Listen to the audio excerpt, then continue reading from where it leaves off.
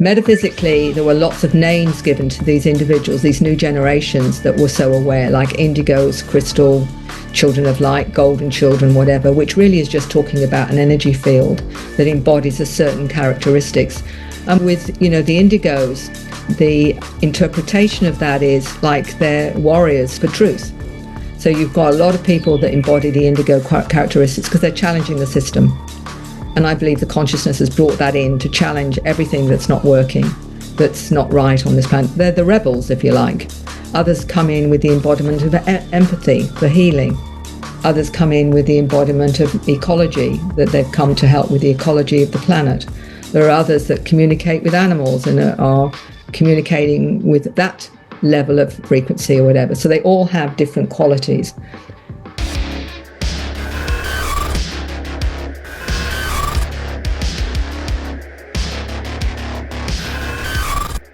Welcome back. I'm here again with Mary Rodwell. Mary, welcome back.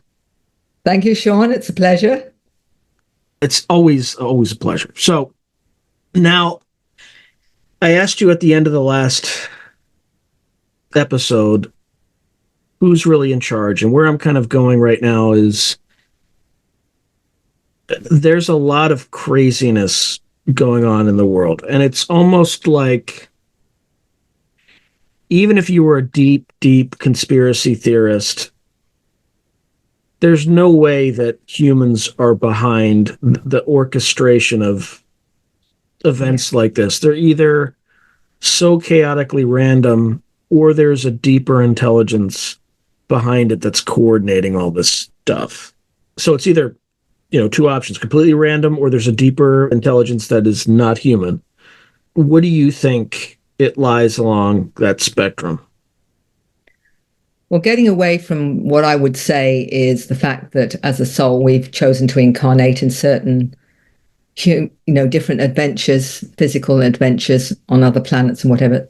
Put that aside for 1 minute.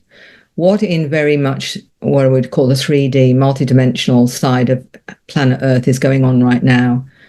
And this is an area that I've always had to be very careful about exploring because I think it sounds so dark, doesn't it, on one level?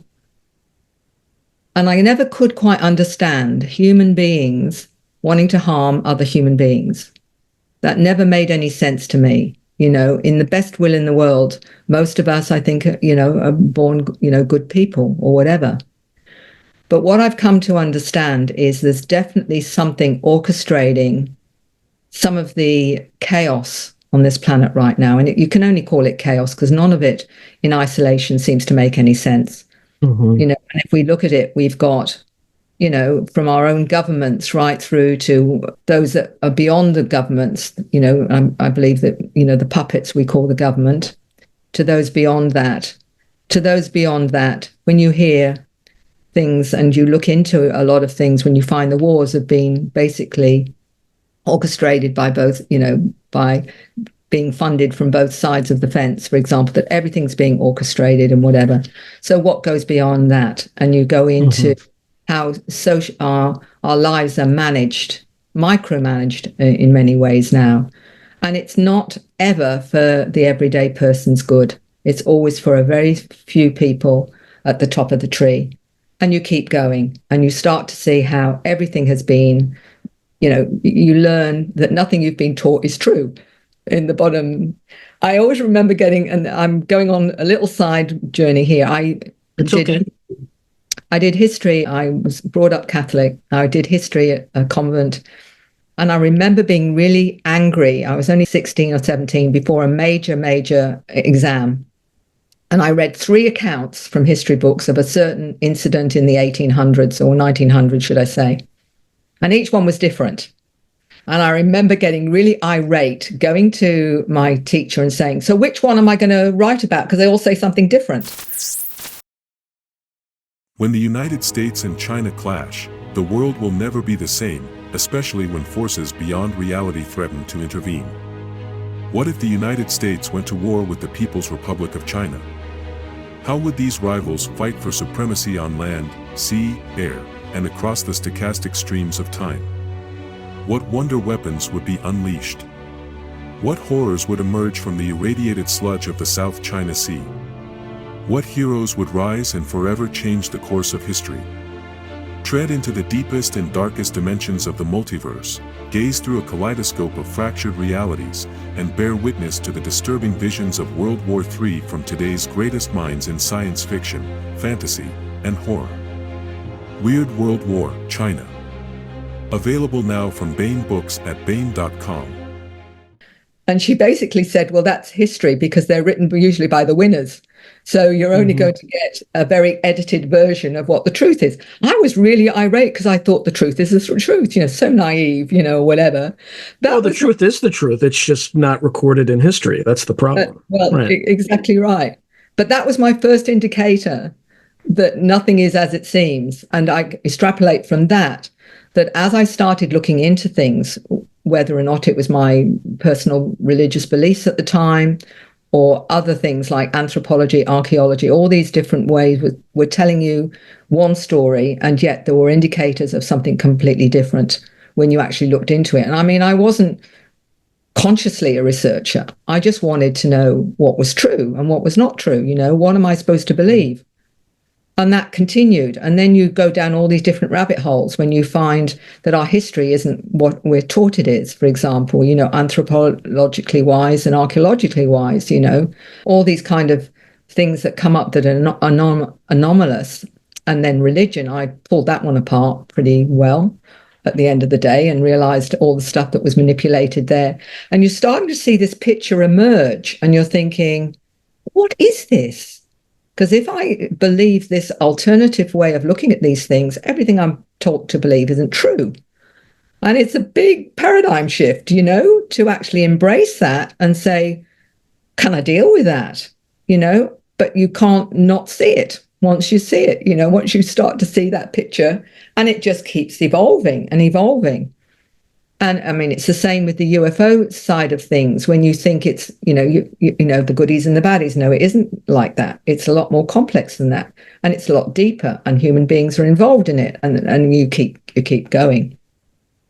And ultimately, I get as far as the Vatican, and they know a lot. They know a great deal. And I was raised Catholic too, but they know a lot. I think they know more than most governments know about this phenomenon. I feel they're probably in charge of everything personally, but we won't go there other than to say there is the top of the pyramid. So are there some human beings so sociopathic, so awful that they want to kill off the rest of humanity and only leave a few of the elite around? Or is there something behind that? Yeah, I feel like there's something behind that. I think, because what I've seen working in the non-physical side of things is we can be influenced by entities that do not care one iota about human beings whatsoever and will manipulate for power, to give people power. And they think they're in charge, but actually I think these intelligences, these entities are probably in charge of them because they're already on that dark path. I think you need to be of a certain frequency to draw them to you. And when you do, then they manipulate and control. And I have seen that myself. I've seen that with a number of people that have had something controlling them. And they've wanted, on one hand, they want to lose that being and intelligence, so they won't be controlled. But on another level, they quite like the power it gives them. So they're very reluctant to actually do something about it. And and we do know that those that are addicted can often be controlled by these entities as well, whether or not it's alcohol or whether it's drugs or whatever, can be controlled. You can't get away from that. Are you familiar with I always say this poor man's name, but are you familiar with the work of Jerry Marzinsky? No, I'm not. So he was a practitioner. So he worked in mental institutions for 40 plus years. And he worked in particular with paranoid schizophrenics. But one of the things, when you mentioned drugs, alcohol, one of the things he mentioned is that people, particularly who use meth, while they're on meth, they'll start having the same symptoms of a paranoid schizophrenic. But if they keep using methamphetamine, they end up, even after they stop using it, they hear kind of, or they have the same symptoms. And his view after working, and I think his big break was when he worked in a prison, because no one cared if he asked his patients non-standard questions, right? Yeah. If he did that in a normal mental institution, he would get fired, right? Because he would be indulging their fantasies. Yeah. But the moment he started doing that, there was, he would, not a lot, but he would have some paranormal experiences. Like a patient would freeze and then he would hear a crackling behind him. Yeah. And I think once when he started delving into it, because he just started experimenting with things to help these people, like try this, try that, try that. And one of his patients one day, who was a prisoner, right, paranoid schizophrenic, said, they want to talk to you. And he said, what? So he said, okay, what do they want to tell me? And they said something to the effect of, you have no right to mess with our way of life. And apparently what they do is they, if his theory is right, there's no way for me to confirm or deny it, but these are parasitic entities that attach themselves to these patients. And what they do is they create so much negative trauma and energy that they just feed off of it. And that's how they kind of make their sustenance. So, it could be demonic. It could be just another form of life that we are not aware of, but it's very real. And he would kind of try these things, and modern medicine can't cure schizophrenia.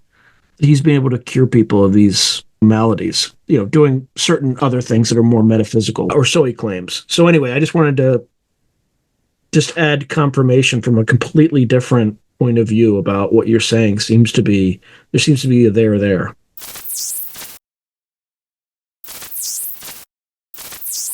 To advertise on Through a Glass Darkly, email throughaglassdarkly@gmail.com. I think there's without doubt, and I've been very, very careful about how I've come to understand it. But what I say to people is, it's no different in the non-physical realm, as far as I'm concerned, as it is in the physical realm. In other words, what is it in you when someone comes to your front door that some people you'll let in and invite them in for a cup of tea, and others you don't let past the front door? There's an awareness in you. There's something not quite right there. And it is no different if you're, working metaphysically or multidimensionally. There is information that will come in that is loving, supportive, and just like a good friend. And there's information that is telling you what to do or bullying you or taking over. That tells you very clearly what source of that information is, without being too clever or whatever. Anyway, they will latch onto fear, because that's a fear frequency that they can latch onto, or ego they can latch onto.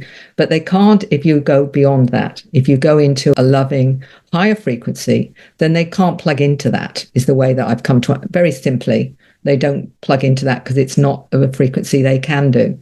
But if, when somebody's got unwell and they're low in terms of energy, then that is more likely and possible, particularly if it's been through abuse of some kind.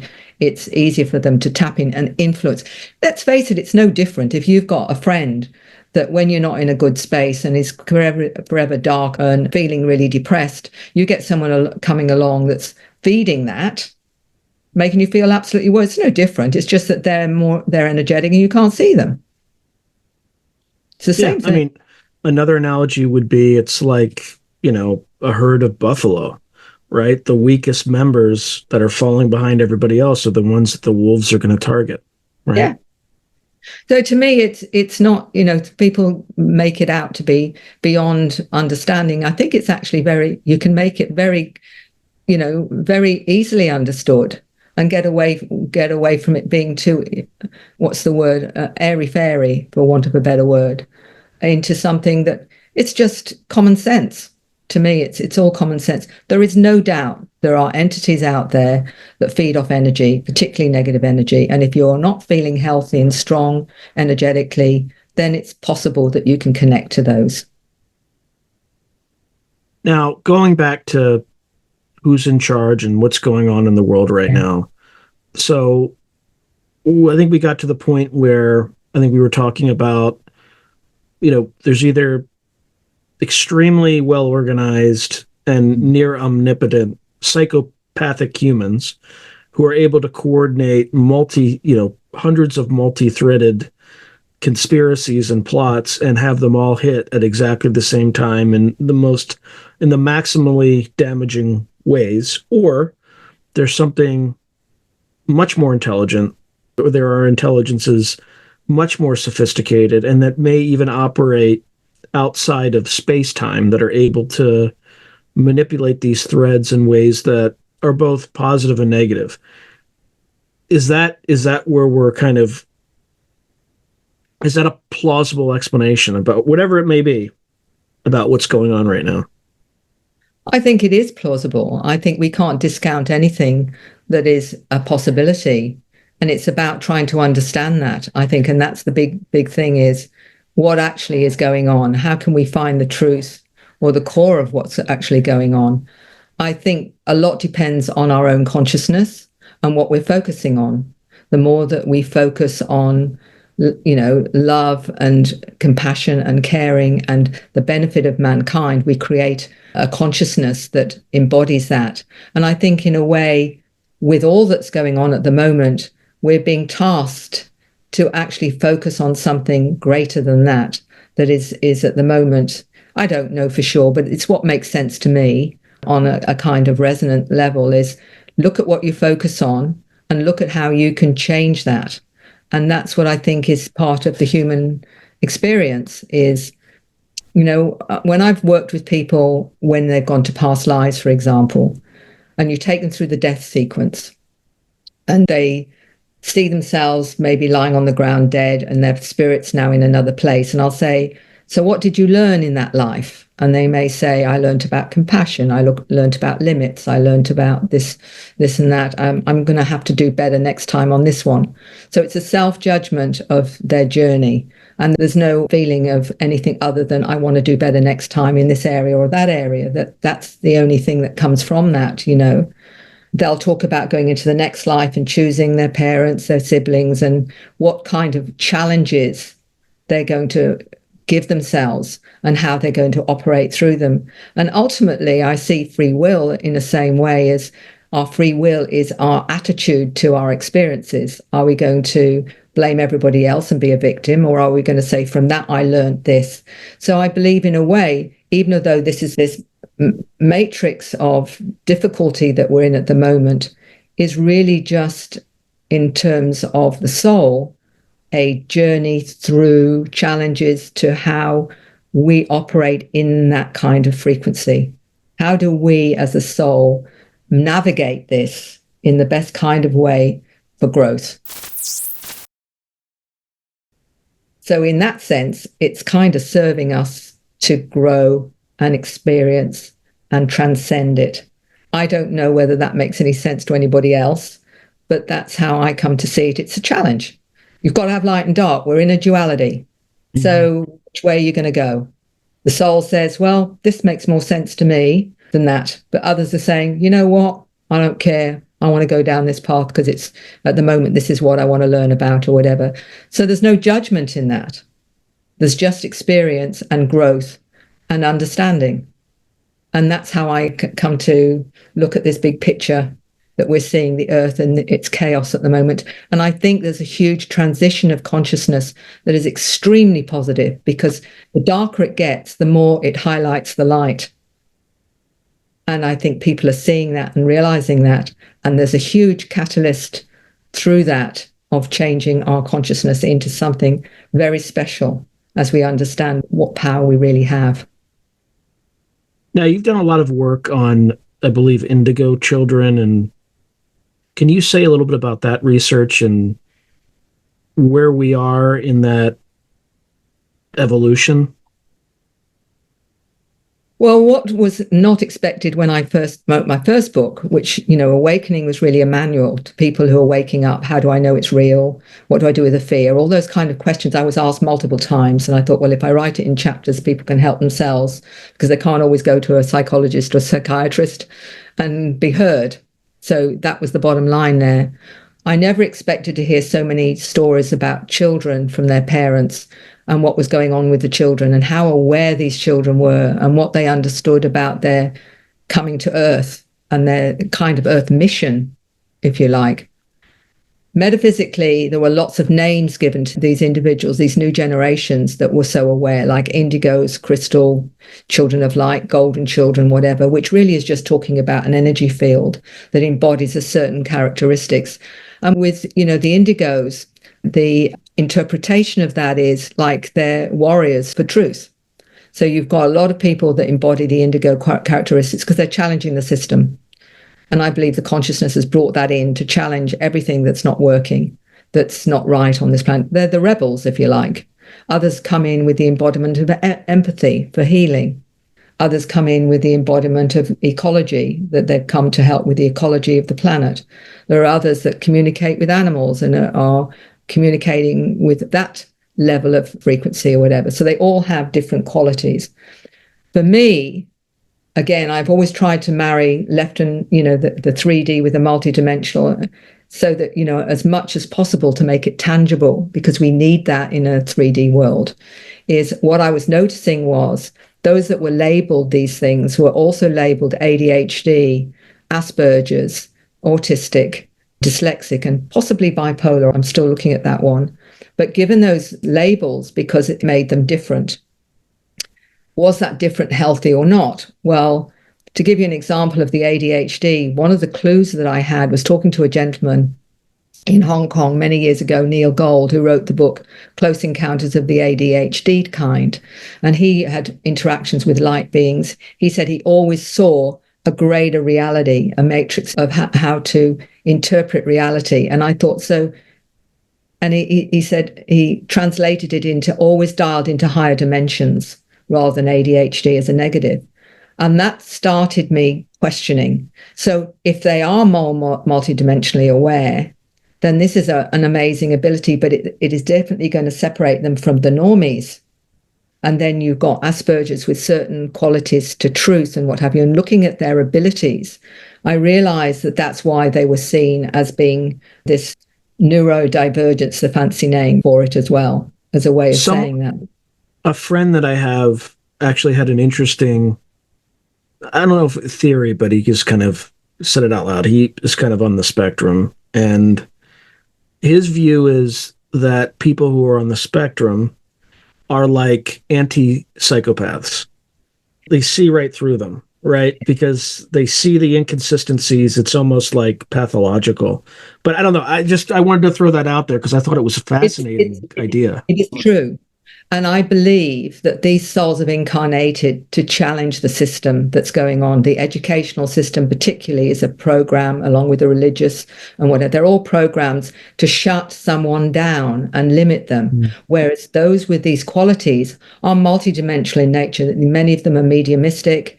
They are telepathic. They have precognition. They have healing abilities. They communicate with different forms of intelligence and what have you. And so what do we do with the ADHDs?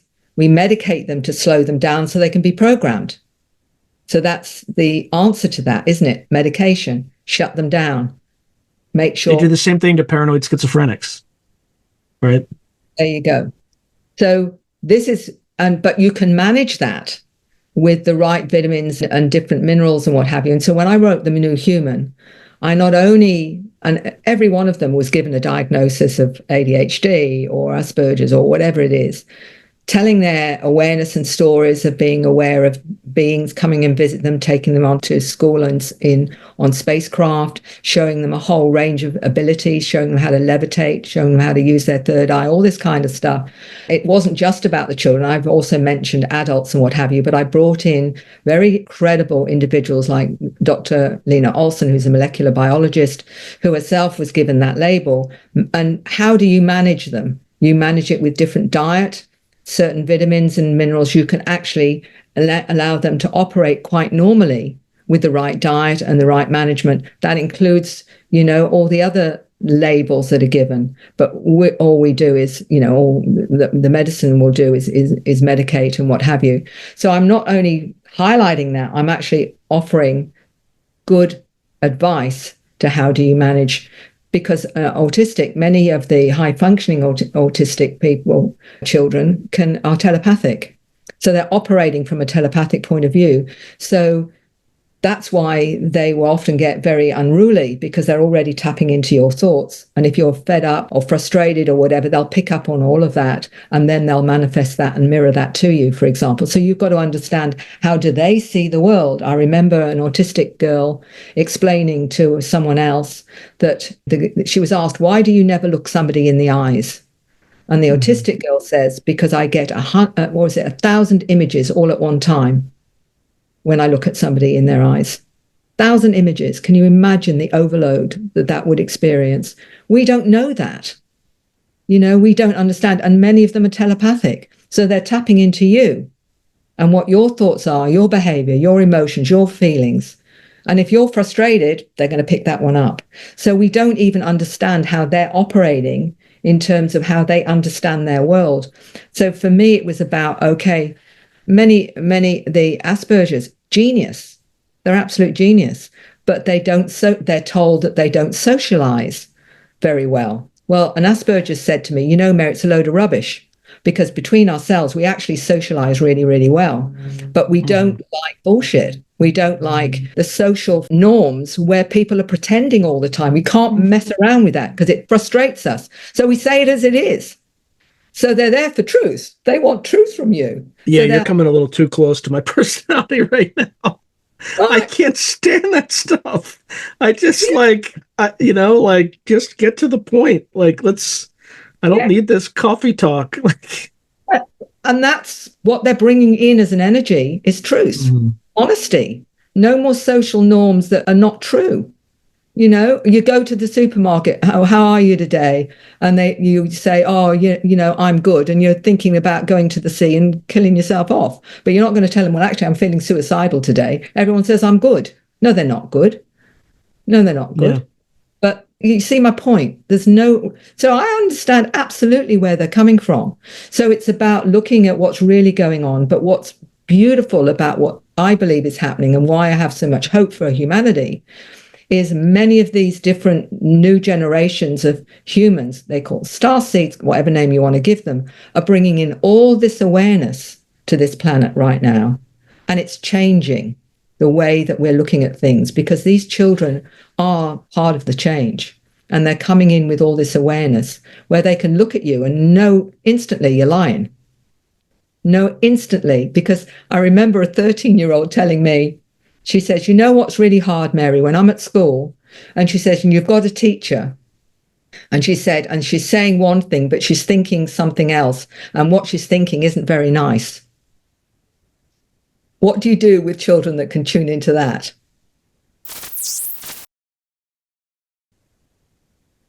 And they're everywhere. John, they're everywhere. And this is what those that are trying to manipulate this planet have to fight now, because these are different kinds of spiritual warriors that are coming in, and they can see the BS. They can see what's going on. And what they're doing also is bringing in that kind of awakened frequency, which is affecting all of those around them. So you can't be the same when you're around some of these kids, because they change you. They change you even by their very presence of being there. So this is what's actually changing what's going on now, and people are waking up, which gives me a lot of hope. When did these so-called Indigo children, Starseeds, I think Dolores Cannon talked a lot about 3 waves or something like that. Is that consistent with what you're saying, or are there differences? And for those who don't know what I'm talking about, can you explain the 3 waves? Well, Dolores Cannon's a pioneer, and I knew her quite well. She was a friend, and we often spoke at the same conferences. Her information is really wonderful, because she's talking about through 3 waves of a certain consciousness, a certain awareness. I've come to the conclusion that there's probably more than that, and the waves perhaps came in, as early as the 30s and 40s, probably of last century or whatever as well. Some of them are creating the bridge from the old to the new. And they've got others that are challenging the system. And it's starting to come out as people have time to work out more of the importance of their life's journey and whatever, rather than just treading water, as many of them have. What she's done is expose more of the truth of the multidimensional nature of experience, because, she did so much hypnosis on different levels and really qualifying the name Starseeds as well, which, is one that seems to resonate with a lot of the young people, because they'll say, my family's the Pleiadians, or my family's Arcturus. I've come here as an ambassador, or whatever. They're fully conscious of that. They're fully awake to that. Whereas the older Starseeds, or the Indigos and others, woke up to that at a certain point in their lives, rather than initially being awake and been activated like they have in the last few years. Many of those in their 30s, 40s, and 50s are now realizing that they're connected to all of that. Everything they dismissed as a child or growing up, suddenly realize, well, actually, that was important and I wasn't listening to myself or whatever. So they've been coming in, I reckon, for a good 100 years or so. But it's been accelerated due to the fact that we're at a very important crisis point in our history now. And these intelligences are saying we've got now the ability to destroy the planet. So they've needed to accelerate this program, I suspect, very fast, so that we can wake up to realizing. Otherwise, it's like a 3-year-old got a hold of a loaded gun and doesn't know it can kill. It's going to get worse. Just wait until the United States, China, or Russia decide to couple a nuke with AI. Yeah. We're pretty close to that stupidity, right? Well, exactly. And these intelligences are saying that's not just going to affect you. It's a dimensional effect as well. We can't let that happen. And we do know that they've interfered with many of the military bases where they've deactivated. There's Anderson Forest. I lived not far from there, by the way. I wasn't aware of any of this in the 80s when this happened, actually. I was probably only a short distance away from all of that. But of course, there's many military installations where they've deprogrammed and shut down the nukes and what have you. So there is a certain amount of control there. But they've also, when they say, well, are they going to come and save the day? I believe what they've done is a program of sending from their own species consciousness into the humanity to actually work on boots on the ground. And that's why you've got so many kids saying, I'm a hybrid, or I come from a certain planet, or whatever. I remember a 17-year-old in New Zealand saying to me, he was an ambassador from Arcturus, and he's an ecological engineer, and he's going to create a new kind of environment ecologically viable for this planet and what have you. So he knew full well what his abilities were and what he'd come here to do. So many of them have a mission, already know what they can do, and what when the time is right, they're coming in to do that. So I suppose I want to put a really positive note in here is, yes, the chaos is happening, and I think it's going to get darker before it gets light. But I think we're all here because we're ready for that transition, and we're part of that transition. And, one of the things, and I don't know whether you know him, but Sergeant Robert Dean, a wonderful ufologist who's very well known in the ufological circles, and he was aware of them beings when he worked in the military in France, and he found out what the military knew. And he spent his life really exposing all of that. He never really told us, even until he was in his 80s, that he'd been taken on board a craft and spent some time there. And he was a wonderful gentleman. I met him several times. And he said, they've shown me what the future of humanity is. He said, first of all, they told me that 12 different species are the ones that created Homo sapiens sapiens. He said, and they've shown me humanity's future. And he said, it's glorious, was his state. And he was one that had total integrity. And I've never forgotten that he was saying, it's going to work out, guys. We've just got a bit of crap to get through first.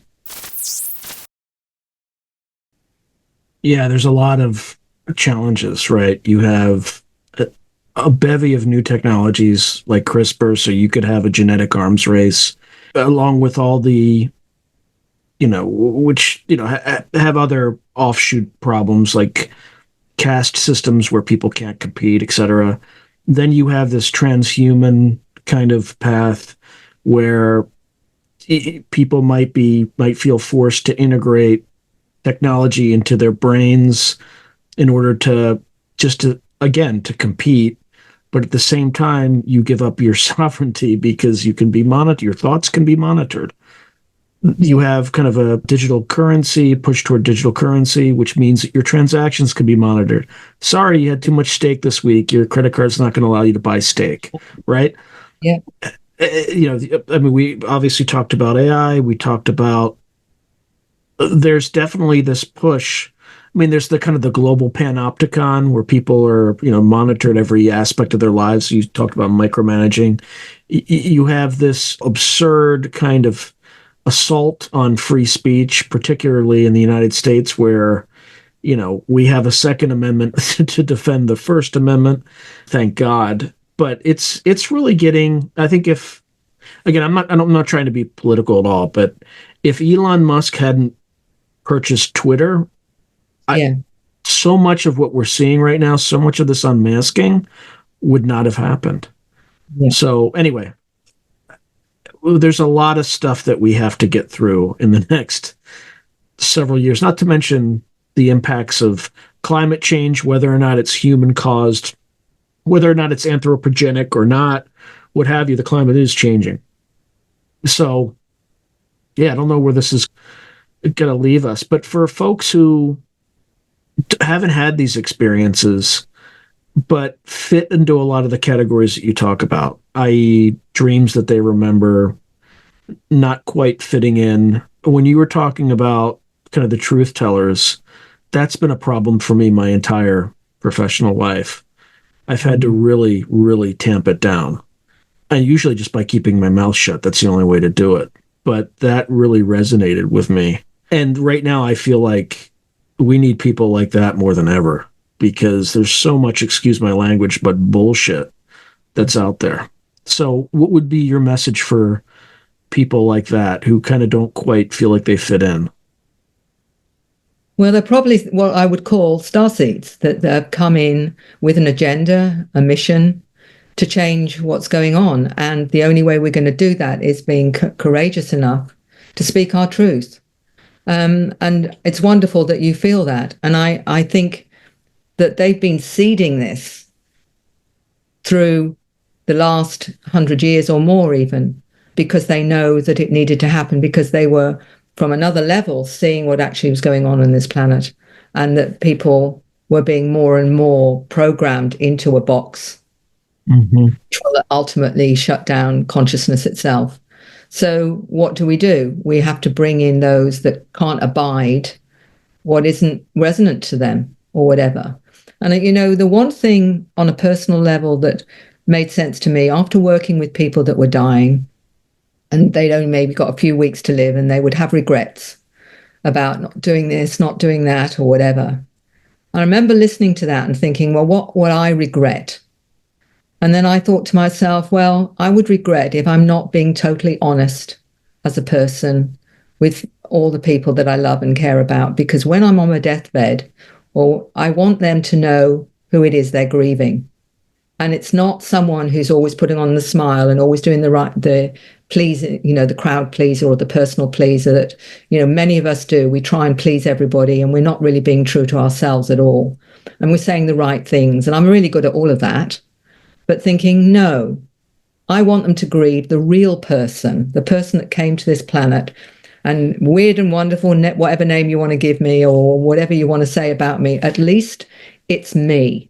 And it's, this is the person that you're grieving. And I wanted to leave that as an example to my kids, is be yourselves, be true to yourself. And I know that's an old adage and whatever, but it's really important because so many people feel they've got to please everybody else, say what everybody else wants them to say, be what everybody else wants them to be. No, not at all. We're meant to be here with our own mission, to be ourselves and to be true to ourselves, no matter how much that rattles cages, no matter how much that pisses people off or whatever. At least they know you. And they'll know ultimately when you're gone what they're grieving. They might say, thank God for that, she's gone, what a pain in the neck, whatever it is. But at least they know what they're grieving. And that's the example. Even though, I've said things, my kids, oh, mum, you and your conspiracy theories. And I'm thinking one day you're going to find out mum ain't so crazy, or whatever.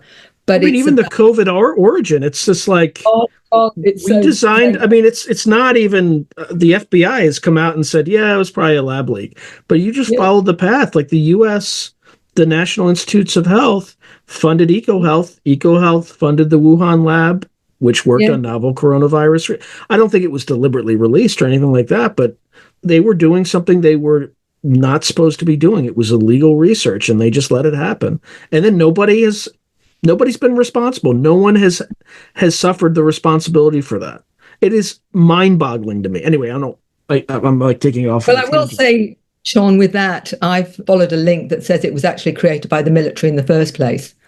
And then they've disseminated it. I don't know, but nothing surprises me or whatever. But the truth is slowly coming out, not fast enough, because we've still got places that are still doing the same old thing and carrying on. And you're thinking, what? With all these people that are dying, and the documentary died suddenly. What do you think's going on there, mate? Oh yeah, we can't even mention that at all, because I literally said something. I'm going to be use very coded language here, because we can't, like, I had a video removed because there is Medicare excess death data, and I just said, wow, that's highly correlated with something else. That something else will remain unmentioned, but the audience can kind of figure out what it is. Yeah. But nobody in officialdom is asking the right questions. It doesn't hurt to ask the question, right? It actually establishes credibility. And again, we can't talk about, I think you know exactly what I'm talking about, but we can't talk about it because, again, free speech is under assault in my country, in your country as well. And it's to the point where it's forcing us to self-censor. Like, I'm self-censoring right now, and I'm ashamed of it. But it's going to help me be effective in other ways, because I said what everybody, knows I can't say without saying it, without having the AI pick it up and, delete me. So anyway, there's a lot of that has to happen. I wanted to ask you a little bit, just to change tact, because we didn't talk about reincarnation at all. How did you end up in that work? And we have to be quick. I think we have like 9 minutes left or something. So all right. Well, I was intrigued. I'd read a number of books on people that had past life memories, which were qualified, where they'd gone and researched what they'd remembered. And there's lots and lots of books out there. I won't mention any particularly, but it fascinated me because I was interested in life after death. Is it real? All this kind of stuff, because we were taught about purgatory and all the crap like that, So I wanted to challenge that. So and by the way, all of the above could be true, right? There could be aspects of... So anyway, I don't pretend to know what the answer is, which is why I'm open to hearing various, what the potential is. Anyway, I didn't mean to interrupt. I'm sorry. Yeah. Well, I wanted to explore that a little bit more. And so someone offered to do a regression with me. And I was open to it. I thought, well, I'll give it a go, And I remembered, or what came to me was at least 3 different lives. But the first one was actually as a Roman soldier, believe it or not. And I'm a very bored Italian boy on a farm, and I'm seeing the soldiers recruiting and thinking, that looks fancy and interesting and exciting. I fed up being on the farm, so I got recruited, and I followed me through to a war that we were having with the Gauls. I didn't even know about the Gauls by this time, by the way, and I'm being asked by the person regressing me. So I'm said, I'm in the war and I'm killing, and so the guy says, what does it feel like to kill? And I said, you don't feel, you just kill. And I'm hearing myself say that, thinking, that's horrible, Mary, Anyway, we get to Britain, and I'm on Hadrian's Wall, and I say we're fighting the barbarians, which is a word that I would never have used. And that's the Scots, actually, and which was, I thought, not going to go down well because he was Scots. And then I get stabbed in the back. To cut a long story short, I didn't know what to believe. I mean, there were 2 other ones, one in Italy and one in France, where, again, I was using language that I would never use. And I found that when I looked into what I'd said, everything could be corroborated, and it was stuff I didn't know. So I was fascinated by that, and I wanted to do some of it myself. And I spent many years working with people with past lives who had phobias that couldn't be related to anything in this life. And yet when I took them to a past life, they would find out what related to that. And often by exploring it, they would let go of the phobia, and the phobia would be gone when they come out. So it was very tangible, whichever way you looked at it. So that was how I got into it, because I was fascinated by this whole idea that we live various lives. And one of the most fascinating was a young gentleman, a graphic designer, who said he saw himself in the past as a grey ET with 4 digits and what have you. And he said, we're moving something big from one dimension to another. And actually, I actually didn't say this to him, but I got it's a planet. He goes, before I say anything, he goes, it's a planet, and we've moved it too fast and too quickly, and we've messed up its energy. And I said afterwards, can you draw a picture of what you saw? And he did, of this planet that they were moving from one dimension to another. What freaked me out was that I had got the information before he said it. Mm-hmm. So what that was saying to me was I was picking up on the frequency that he was on, which weirded me out, I can tell you. Only it's happened a lot since then. But the bottom line was, what I was discovering was more about the greater reality of soul and what we can experience and what we can be. And I believe we've been many of the intelligences that we hear about, perhaps, or as souls, we've experienced many, many different things. And that's why, when I say to people, you may have had many lives on this planet, I said, is there any particular countries that really draw you and you're fascinated by and you want to go and visit, whereas other countries you couldn't care in the slightest whether you never go? And they'll go, yeah, I was always interested in Brazil, or I was always interested in Russia. I said, because it's quite likely the reason you're drawn to those countries is because you've had a lifetime there. And it's you get the sense, and that sense is telling you that there's a connection. So we get lots of clues about our past lives, and some have actually conscious memory of going somewhere and it triggering a memory in a particular country, and they're thinking, this is really weird, this is surreal, but I recognize this, or I know this. And it's just more evidence that we go into cycles as souls, not just on this planet, but other planets, other dimensions, other parallel realities, and who knows, even some of us might be time travelers. Who knows? And when you're doing regressions of people, have they ever spoken in languages they didn't know or anything like that? Has that ever happened? Really? Yeah. Oh, yes. But I will tell you one that's really weird. And that was a lady whose mother was a scientist, and her daughter was actually one of these that remembered past lives, her past life on another planet where she died. And she said, my mum took over my children and looked after them. Mum can't remember, other than when she sees the picture that I drew, she recognizes the children, but can't believe she was there looking after them. And she said, I want to find out whether or not she can through hypnosis. So her mother was very brave, and she agreed to being hypnotized. And she went back to that planet where she was seeing these children that her daughter had talked about, and from the picture, and had their names and everything. And then she said, but the children are talking to me in a language I don't understand, said the mother in the hypnosis. Her daughter was listening and came out with a language, and her mother then translated that and came out with the same language as her daughter and started to talk in the same language. Completely out of the blue. So they were dialoguing in an alien language between them. So that proved that the mum recognized. Were you able to talk to them afterwards and figure out what they spoke about?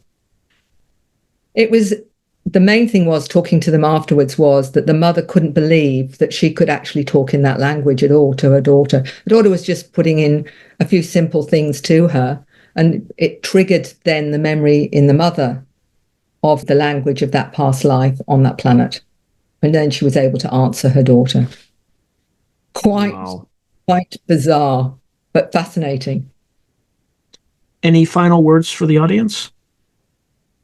I'd like to just say, keep an open mind, because you don't know what you don't know.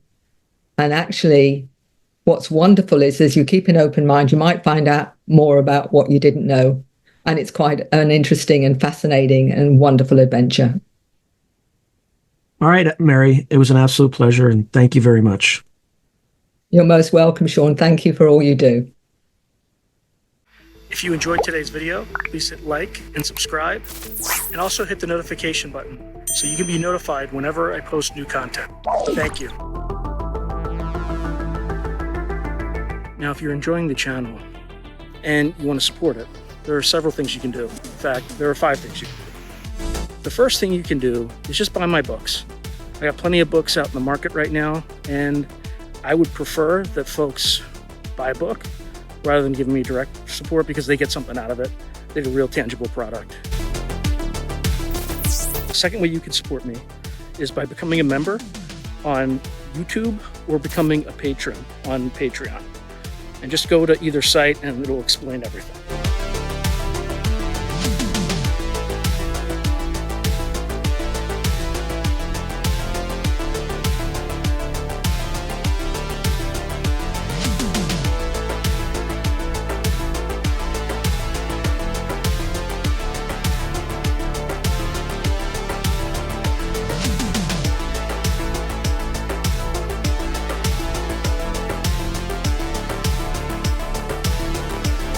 The third way you can support the channel is by checking out my merch site, which is here. There's plenty of stuff that you can get to support the channel. And I'd appreciate that you have it and you can wear it.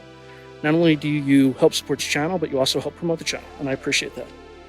The fourth way that you can support the channel, and this is really easy, is anytime you want to buy something on Amazon, literally just go to the description below and click on any link, literally any link.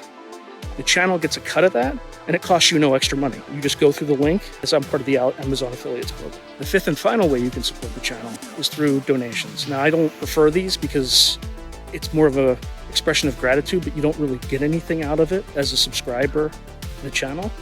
However, if you decide to do these options, there's 2 options. There's Buy Me a Coffee, which is a separate site, and there's also, you can go through YouTube with either a super chat, super sticker, or a super thanks. Again, I prefer Buy Me a Coffee because that organization takes less money than Amazon does. But either way, I appreciate any support you are willing to give the channel. So thank you very much, and keep watching. I really appreciate it.